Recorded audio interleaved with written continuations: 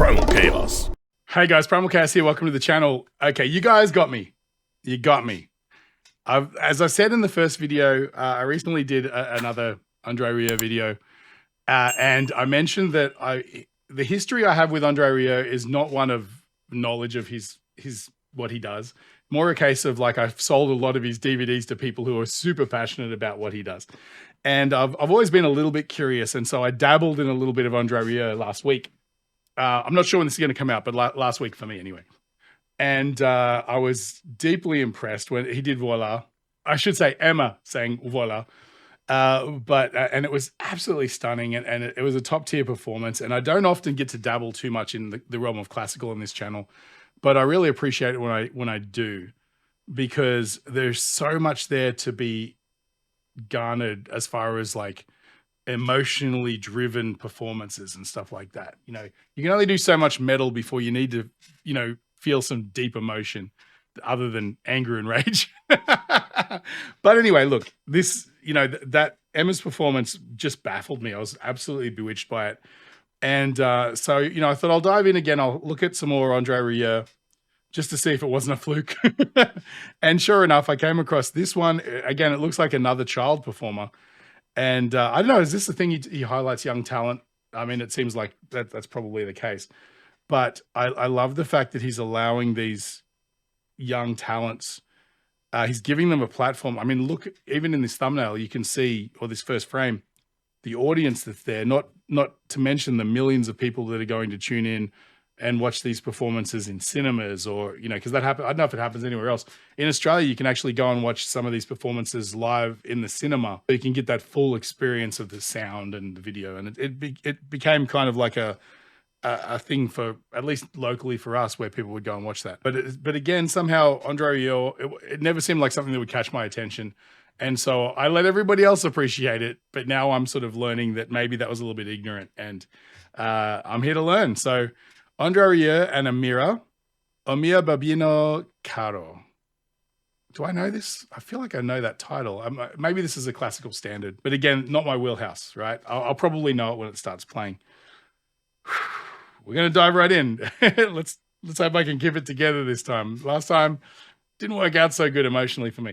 Anyway, I'm going to dive right in. Before I do, I just want to say this video today is brought to you by Enchroma. Enchroma make glasses for colorblind people like myself. So if you or anyone you know might be colorblind, feel free to click the link in my description. It'll take you to their website where you can get a free eye test and find out if you have a deficiency, and if so, what kind. And while you're there, you might be able to pick up a pair of glasses that helps you see the world a little bit more like everyone else. I love mine. I use them every day. There's always little colorful surprises in the world around me that I never saw before, and that's kind of exciting. Not as exciting as this guy, though. Let's jump right in. Mio Babbino Caro by André Rieu and Amira. Let's have a look.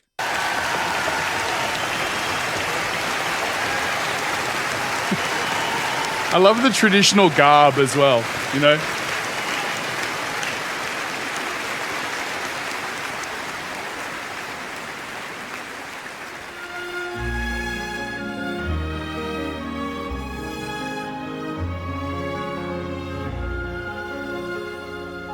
Oh my God.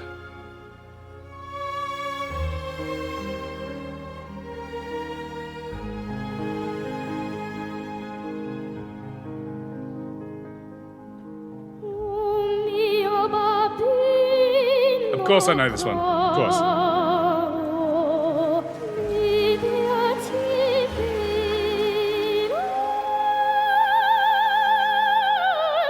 Come on!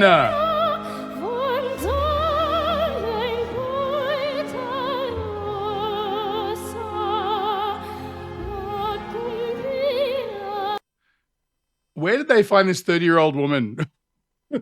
It looks like she's 9. What is going on? All right, let's go. Okay. Let's start again. Look at this picture. Look at this little face and tell me that that's what's going to come out of her mouth. Oh my God. I've wasted my life. Here we go.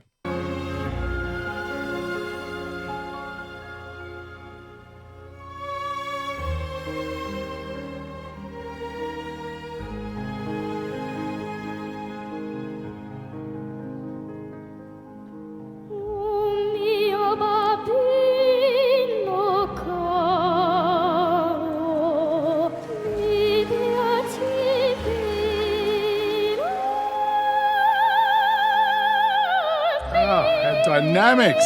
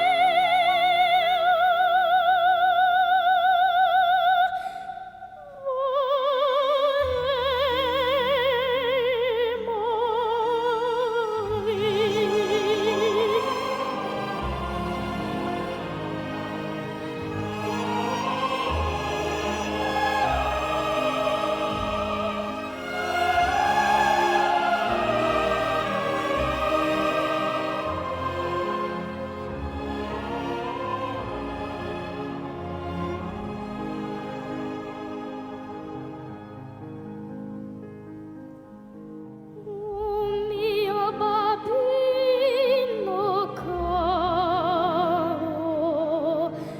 mi piace bello,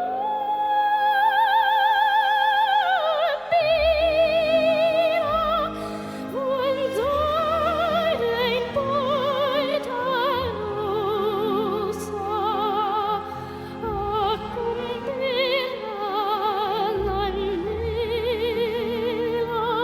sì, sì, ti voglio andare,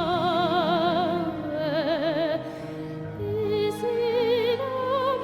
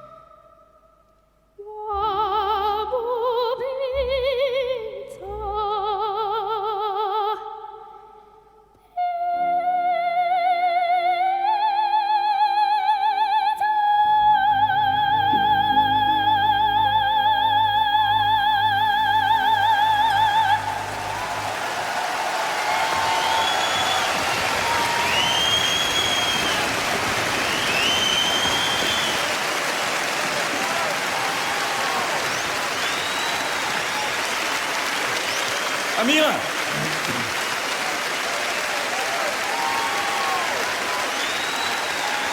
Bravo!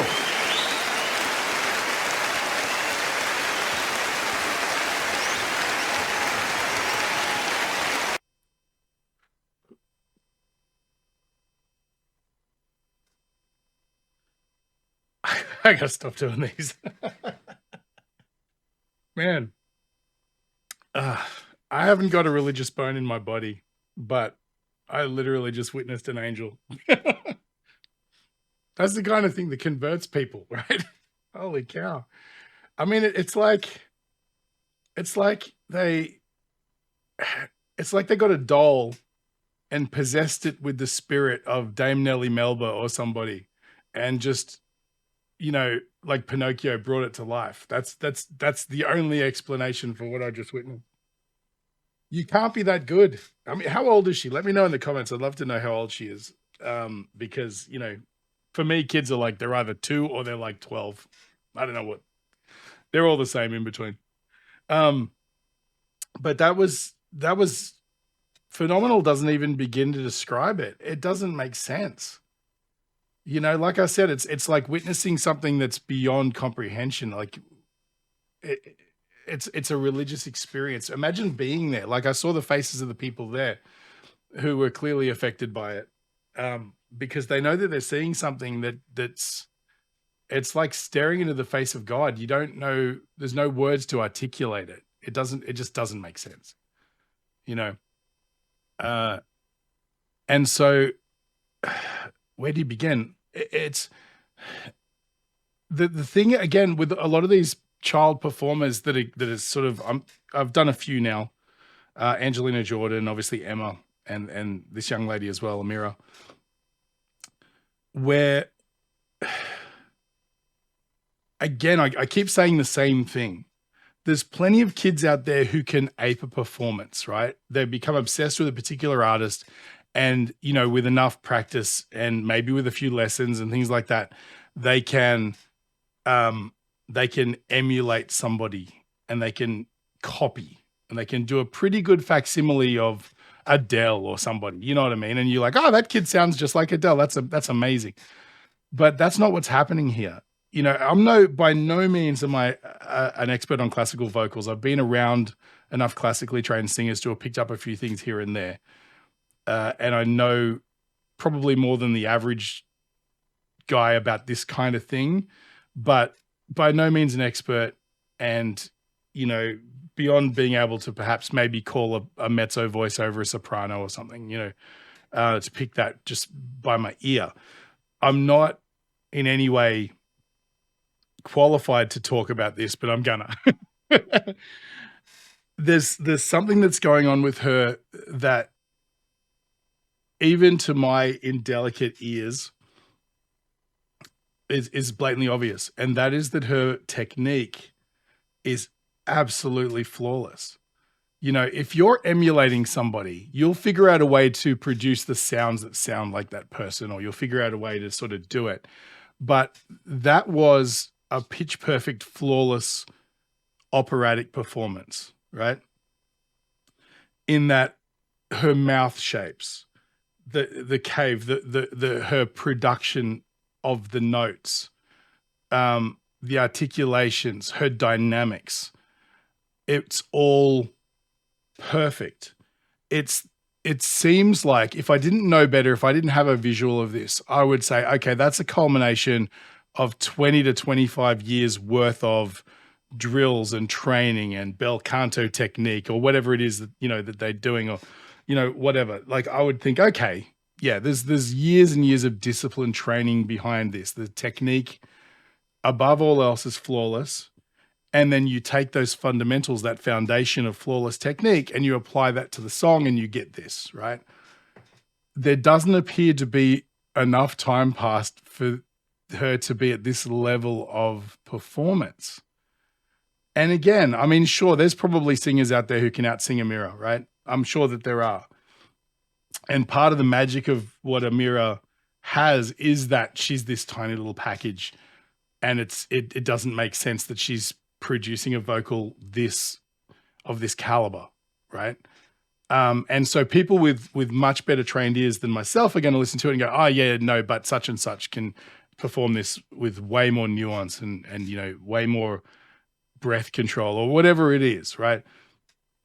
But to the average listener with a cursory interest in classical or opera, that was a flawless performance. And it wasn't a flawless performance by somebody who grew up listening to some CDs of whoever. Name your classical vocalist. I mean, I don't know that many. Sarah Brightman, she's more of a pop operatic singer. I don't know. I'm not qualified, as I said, to do this, you know. And I mean, you get performers like Lara Fabian, who is an accomplished singer, but I don't know that she delves this deep into the world of classical. Someone like Elizabeth Zaroff maybe would probably look at this and go, okay, yeah, she's really good, but this or that, right? But to my untrained novice ears, I was hearing things and I was seeing things in her mouth shape and the way she's placing her tongue and the way she's doing things, and the little idiosyncratic sounds that come out when you're performing these notes and things that to me smacked of authentic performance. And that's what I talk about with Angelina Jordan. She doesn't sound like somebody who's aping, you know, jazz singers or, you know, whatever, you know, from the past. She sounds like those artists are channeling their talent through her. And that's the difference. And that's kind of what I'm hearing here. That's why I said she sounds like a possessed doll rather than a kid who's learned how to sing over the last few years, you know. Man, I'm absolutely gobsmacked. I'm stunned. I really don't know where to take this because I don't know how to talk about it. I wish I had the nuance. But there's a majesty that comes from this sort of thing. You know, I mean, you could get an accomplished vocalist in here and perform the same song, and maybe they'll get a standing ovation as well, because first of all, it's a song that people know, they're familiar with. We know that it's typically performed by the greatest vocalist. So in that case, as far as opera goes, this is a pop song, right? But also, like, there's a majesty to seeing somebody who shouldn't be able to perform it. Same thing also when, what was the name of that performer? Susan Boyle. Susan Boyle walks out on stage and everyone looks at her and goes, oh, this must be a joke performance. She doesn't have the look or the appeal of a pop star. And she sang a relatively competent performance of, I think it was something from Phantom of the Opera or whatever it was. And it brought the house down, a standing ovation. And the reason that I can tell is, one, she's talented, right? But there's a lot of talented singers on that show. But it was the bait and switch. You didn't expect the caliber of performance.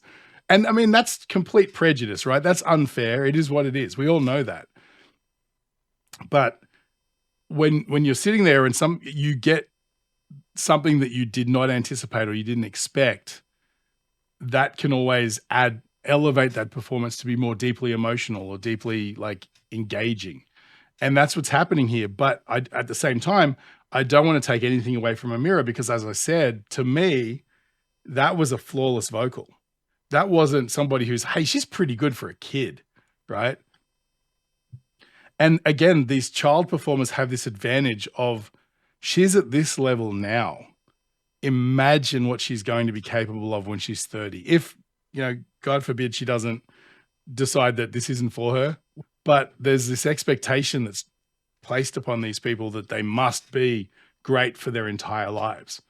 And, you know, it'd be interesting to see with the head start that she's had at being this good at this age. I mean, if she decides to continue this journey, boy, oh boy, the sky's the limit. In fact, the sky isn't the limit. There's plenty more above the sky. She's going to be pressed against the glass dome of the flat earth, if you know what I'm talking about. Anyway, man, thanks again, guys. I know that, you know, a lot of you are probably rolling your eyes at a lot of the nonsense that I've been spitting out, but this is an honest to God, like, reaction. And I'm just calling it like I see it. So if you do feel like I've brightened your day, feel free to support the channel just by buying me a coffee. All of these videos get demonetized. So, you know, every donation helps support and keep this channel running. Gives me an incentive to keep doing it outside of the heartbreak that I just experienced. And, you know, like, share, follow, subscribe. If you're part of a community or if you have a friend who might appreciate this, feel free to share it. Every eyeball helps to build the channel and stuff like that. Thanks again, guys. Stay primal. I'll catch you on the next one.